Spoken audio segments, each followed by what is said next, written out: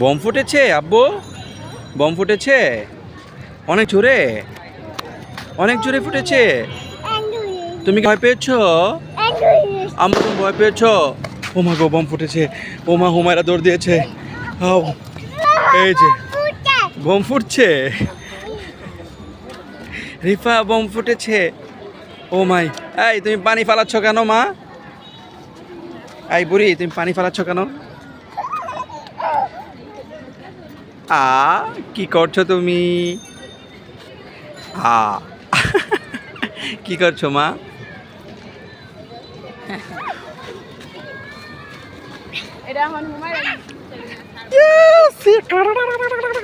এই যে